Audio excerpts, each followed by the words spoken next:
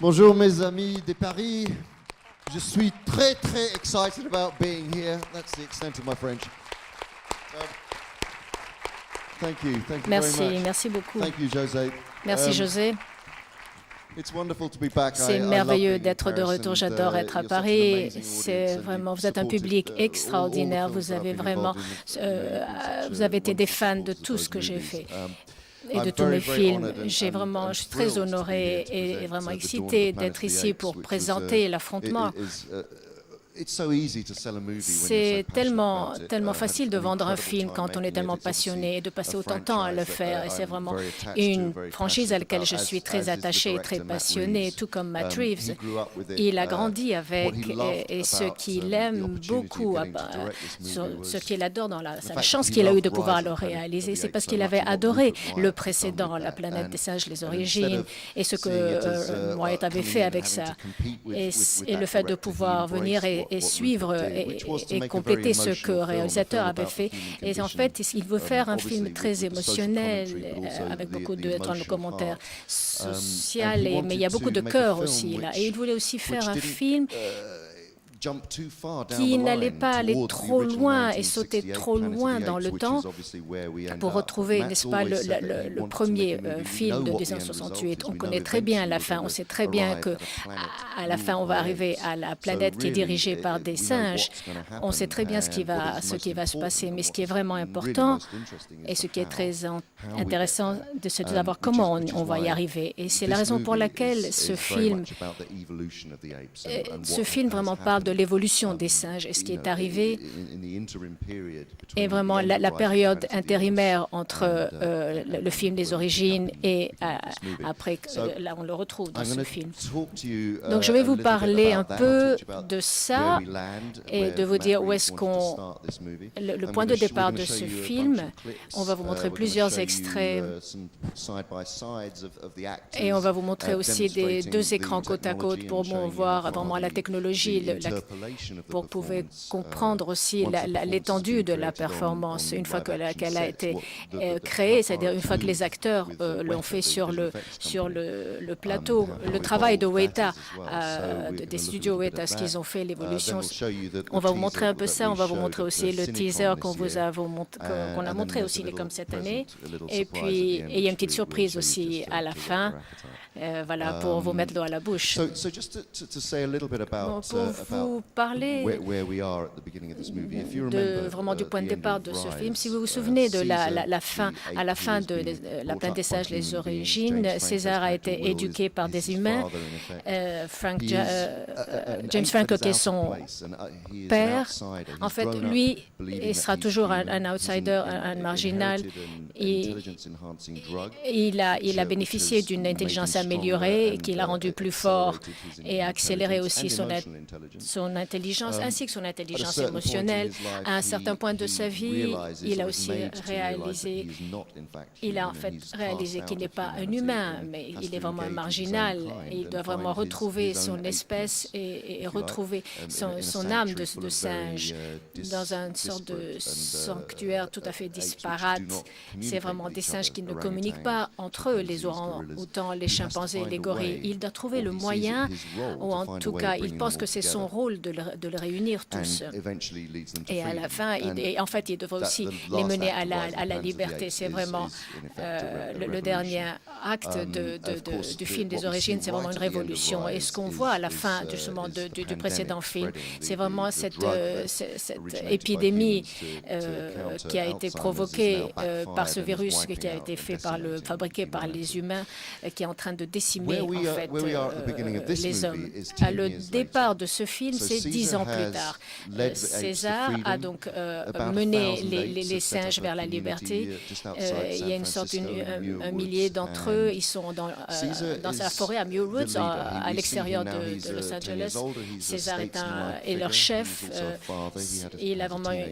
C'est aussi un père aujourd'hui. Il a un garçon, un adolescent et un bébé. Il a une femme. au début du film, d'ailleurs, le bébé va naître, on est introduit à ce monde utopique et très beau qui en fait se trouve dans cette forêt tropicale. C'est vraiment un monde où on voudrait tous vivre. Et c'est la paix. César est un chef doux. César, vraiment, il représente l'empathie. Et vraiment, le thème de ce film parle de l'empathie, du tribalisme, de la famille. C'est vraiment beaucoup sur la famille. Et c'est aussi de manière sur l'optimisme. Ce n'est pas un film post-apocalyptique. Il y a beaucoup de films de science-fiction post-apocalyptiques, mais celui-ci, mais là, à ce moment précis du temps de ce voyage, c'est vraiment là où on a une possibilité d'une collaboration entre les singes et les hommes. On n'est pas en train de blâmer les hommes ou de blâmer les singes pour l'état dans lequel ils sont arrivés l'un et l'autre. Il s'agit vraiment à ce stade. César représente en fait la conscience d'un chef qui a compris qu'il a plusieurs possibilités, soit de faire une... En fait, il va isoler un homme parmi tous les hommes. Il va identifier une personne parmi ces hommes avec qui il pense qu'on peut éviter l'escalade vers le conflit et la confrontation. Bon, très brièvement, avant de voir le premier extrait, pour parler de l'évolution des singes, la communauté des singes a donc grandi de 1000, ils sont à 2000, il y a une nouvelle génération aujourd'hui. Et ce que César va apporter à cette nouvelle génération, il va... Certains parmi eux, il ne va vraiment pas, il voudrait leur expliquer qu'il ne veut pas jeter tout ce qu'il a appris des hommes. Il continue, il tient beaucoup à certaines choses, à certains éléments de son humanité, bien qu'il soit très attaché à sa nature de singe, par exemple. La connaissance qui donne du pouvoir, que les singes peuvent être forts et que leur unité va les rendre forts. C'est très important de réaliser en fait que César est en train d'enseigner à une nouvelle génération de regarder vers le futur. Donc ça, c'est les premières 20 minutes du film. Voilà de quoi il s'agit. C'est vraiment d'essayer de trouver un point commun, un terrain commun qui va leur faire évoluer leur espèce, l'espèce des singes. Donc une des choses très importantes que nous avons qu'on a découvert tout en tournant le film, c'est vraiment un film très épique, c'est mythique, c'est beaucoup de choses. 95% du tournage a été fait en extérieur à Vancouver et sur des plateaux en extérieur aussi à la Nouvelle-Orléans. Donc les premières sont plus dans un intérieur, dans une sorte de maison. Et le troisième acte, ils sont à San Francisco.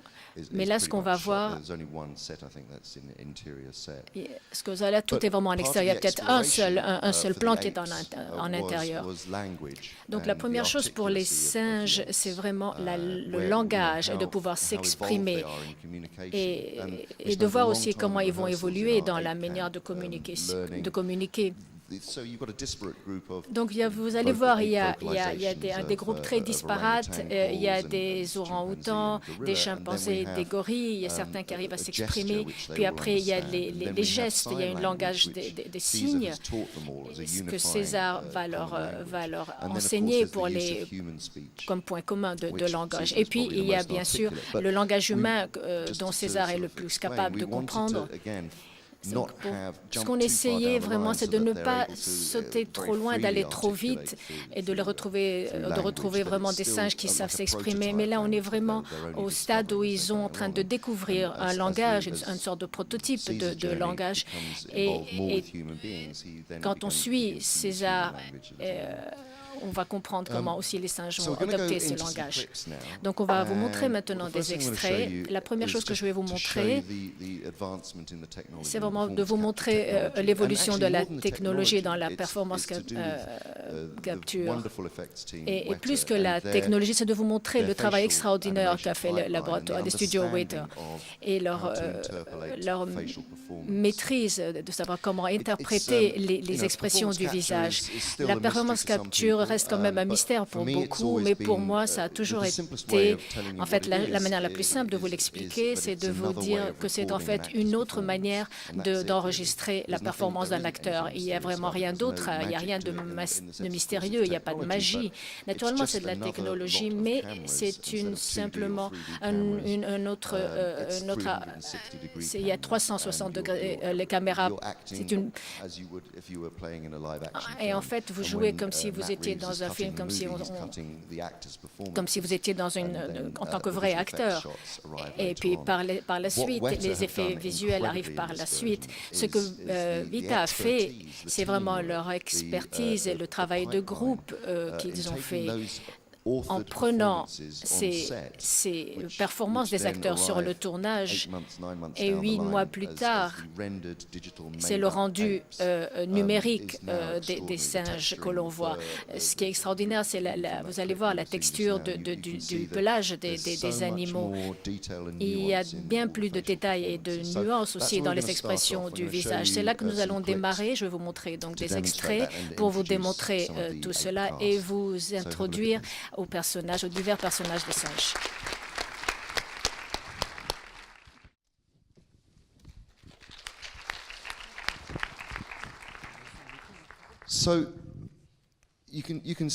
Vous pouvez voir donc déjà. C'est un film très émotionnel. Il s'agit de la famille. C'est vraiment le fait de ne pas juger, c'est l'empathie. Les deux aspects de l'histoire se réunissent. Nous allons passer en fait 20 minutes avec les singes au début, simplement. C'est vraiment le jardin d'Éden. C'est vraiment une existence utopique.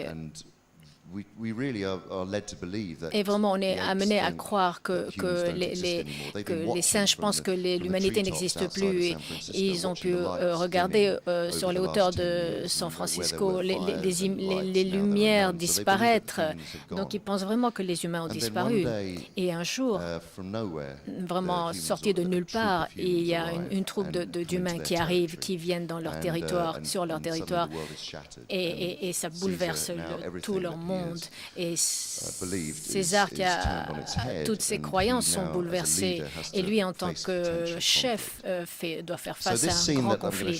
Donc la scène que je vais vous montrer à présent, c'est vraiment ce moment-là. C'est vraiment ce moment où le monde a été tellement paisible. Tout ce que César avait fait, travailler avec ses singes, semble s'effriter et disparaître.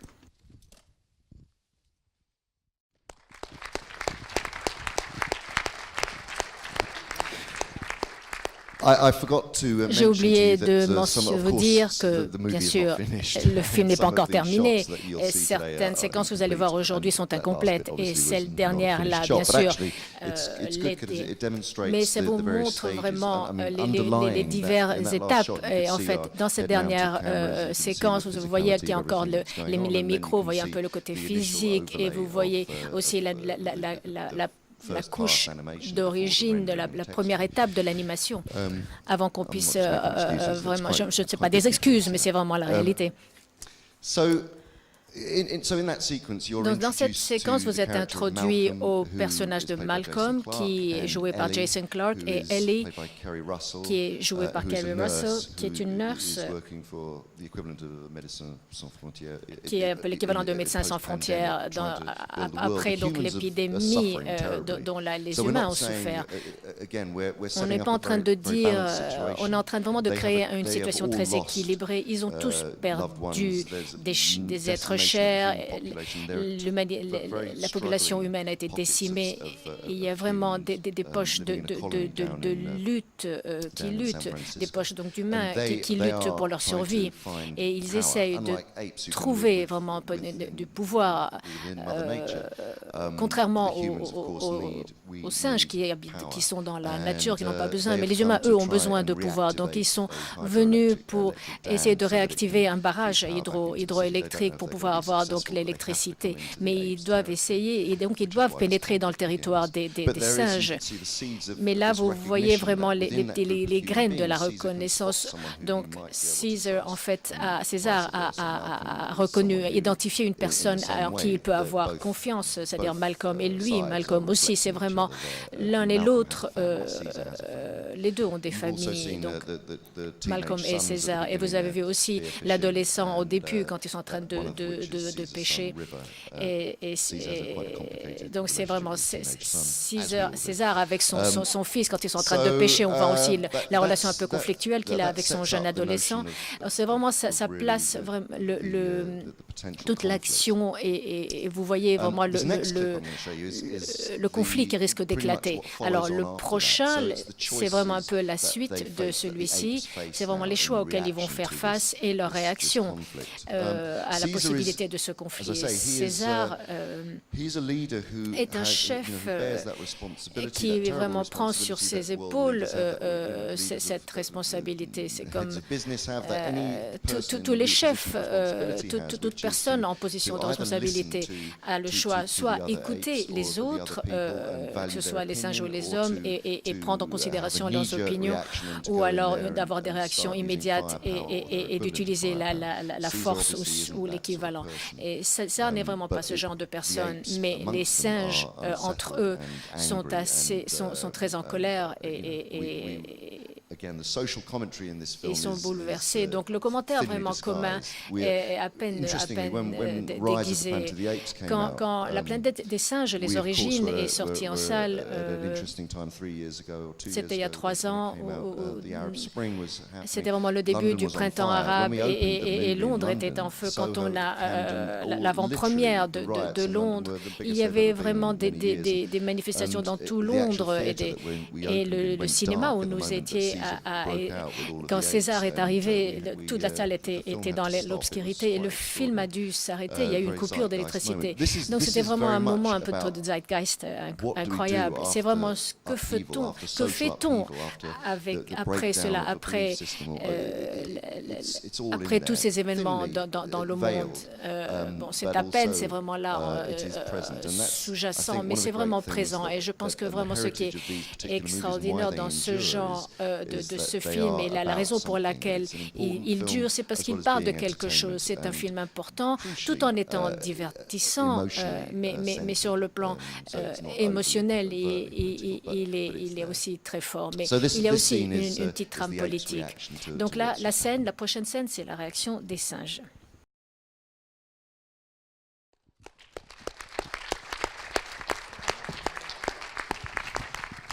Ça a toujours été notre intention que ce film dise il n'y a pas de méchants dans ce film, dans le sens que les humains ont leur raison de faire ce qu'ils font et les singes aussi. Donc vraiment, on ne prend pas parti avec l'un ou l'autre. Ce qui est une manière de vous amener au prochain extrait, parce que là, on va aller dans la colonie des humains pour voir comment ils sont en train de survivre. Ils sont leurs chefs, en fait, de facto, et joués par Gary Oldman. Et il s'appelle Dreyfus. Et donc lui aussi, bien sûr, il a ses préjugés. Il considère que vraiment l'épidémie vient pour lui que c'est un virus des singes. Il n'a jamais pensé que c'est vraiment un virus qui a été mis au point par un laboratoire des scientifiques et qui a mené à cette épidémie. Mais Dreyfus aussi n'est pas un méchant dans le sens c'est pas vraiment un méchant en noir et blanc. Sa vie est compliquée, il a perdu toute sa famille, il fait ce qu'il pense être le mieux pour les hommes. Donc cette scène nous montre un peu comment les singes vont aller pour leur montrer qu'ils ont la force. César donc dirige et emmène les singes pour aller vers les hommes et leur dire, regarde, chacun fait attention au sien, mais on se respecte l'un et l'autre, on ne vient pas pour vraiment s'affronter. Et nous verrons pour la première fois la dévastation au sein de la communauté des hommes.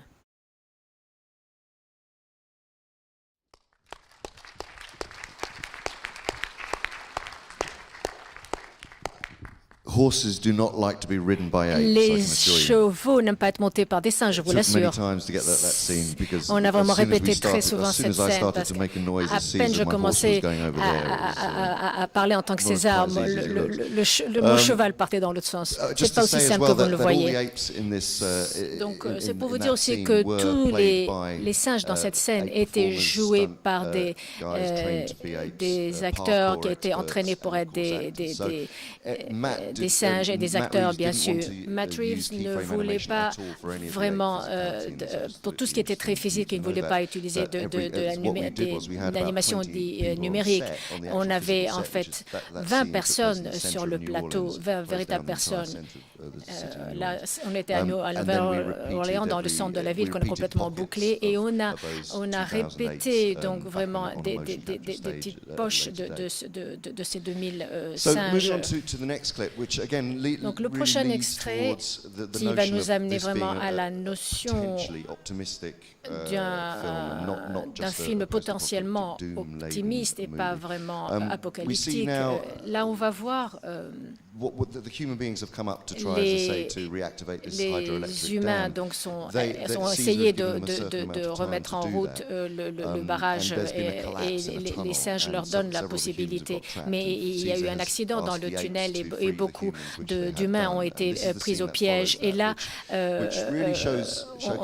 les hommes ont demandé aux singes un peu plus de temps. Et là, on va voir Kerry Russell et Malcolm Fanti et Cody Murphy.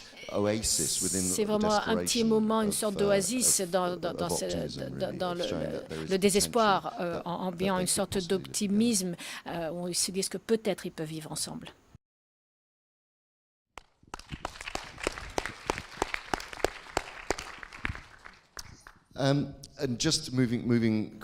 Et vraiment pour rapidement, cet extrait aussi, c'est vraiment la potentialité, la possibilité de deux espèces qui peuvent vraiment se rencontrer, qui sont si peu éloignées. En fait, mes meilleurs amis sont des singes.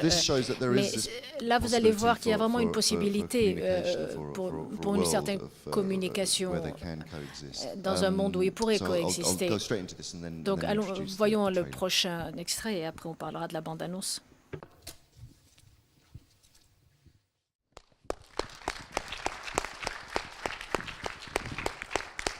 Je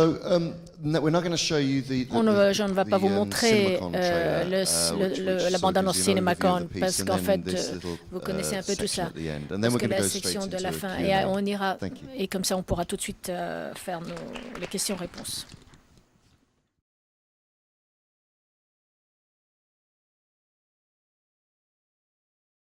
Je pense que la chose la plus importante, c'est que cette technologie devient de plus en plus transparente. Sa perception change. En fait, il faut que la comprendre comme en fait une disposition différente des caméras en termes d'utilisation. On a encore un long chemin à faire. J'ai une compagnie à Londres qui s'appelle The Imaginarium, où vraiment on essaye de pousser les frontières encore plus loin de la performance capture dans l'interaction avec les films pour pour la télévision, mais aussi sur la scène du théâtre aussi. En fait, vous pouvez capturer des émotions et des mouvements.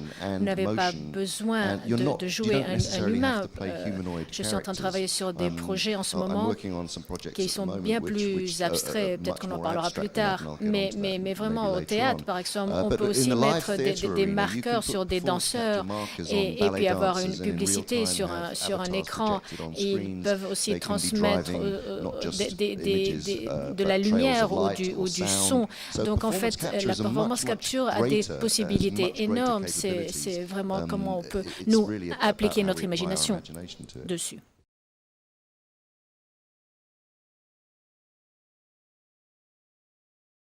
Je n'ai jamais vraiment fait la différence entre jouer en tant qu'acteur, moi, à l'écran, ou jouer, par exemple, un personnage grâce à la performance capture. C'est simplement, comme je l'ai dit, des manières différentes d'enregistrer l'émotion et le mouvement physique de l'acteur.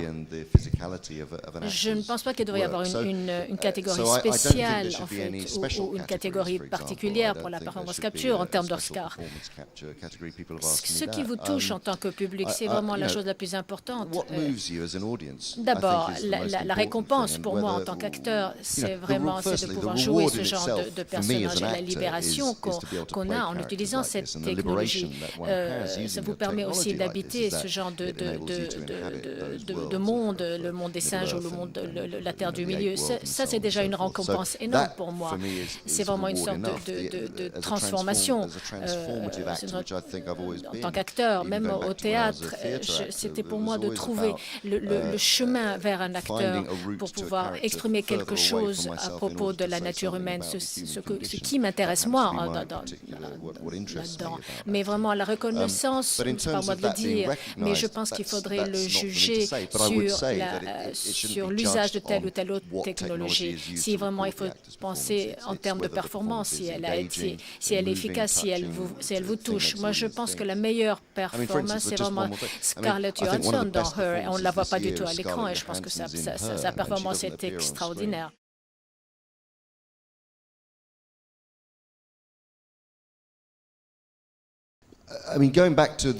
Pour revenir à la franchise, il a toujours été question d'un miroir de la société. On parle des droits civils des années 60. On est en train d'utiliser une technologie pour permettre aux hommes de se transformer en singes et dire quelque chose des humains. Donc il y a plusieurs niveaux dans notre approche. Et tout revient vraiment au personnage. César est un singe particulier. Pour rajouter encore une couche, c'est en fait dans sa tête un homme dans la peau d'un singe et il doit aussi à lui de retrouver sa nature de singe. Il a vraiment dépassé cette frontière et ne pas se sentir humain tout en pouvant communiquer avec les singes qui lui sont proches et d'être leur chef de manière efficace et simple. Vraiment, tout est à ramener à la spécificité de chaque personnage. Et dans l'étude que j'ai faite, pas seulement pour ce film, mais aussi pour King Kong, bien sûr, quand on commence à étudier les singes et quand on les regarde dans la captivité et dans la vie, dans la nature,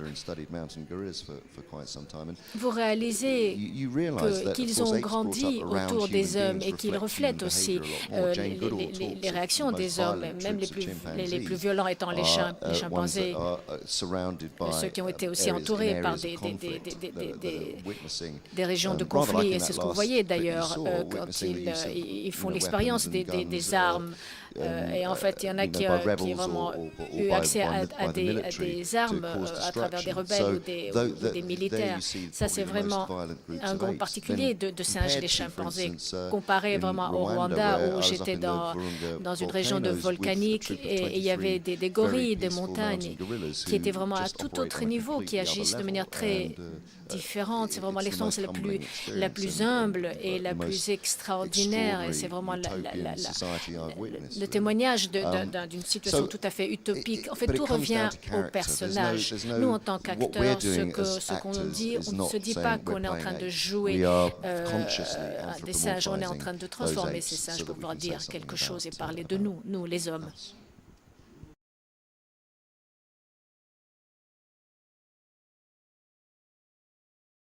J'ai vraiment plusieurs autres projets sur lesquels je travaille en ce moment. Et Matt Reeves est vraiment réalisateur brillant. Il a fait un travail extraordinaire là-dessus. Il va faire le prochain film aussi. Et bien sûr, c'est intéressant. Comme je l'ai dit au début, ce n'est pas ce qui va arriver, mais comment ça va arriver. Et cette manière peut, et ça peut se faire dans un seul film. Et on arrive au film d'origine, où ça va prendre plusieurs films. C'est parce que je ne suis pas en train de mettre de côté ça, mais pour l'instant, je suis en train de réaliser des tout petits livres. Un d'entre eux, c'est le livre de la jungle, et l'autre, c'est Animal Farm. Donc vraiment, j'ai beaucoup de travail. Merci à vous tous d'être venus. Merci. Merci, Andy Serkis. Merci beaucoup. Such a terrific un performeur performer. tellement extraordinaire.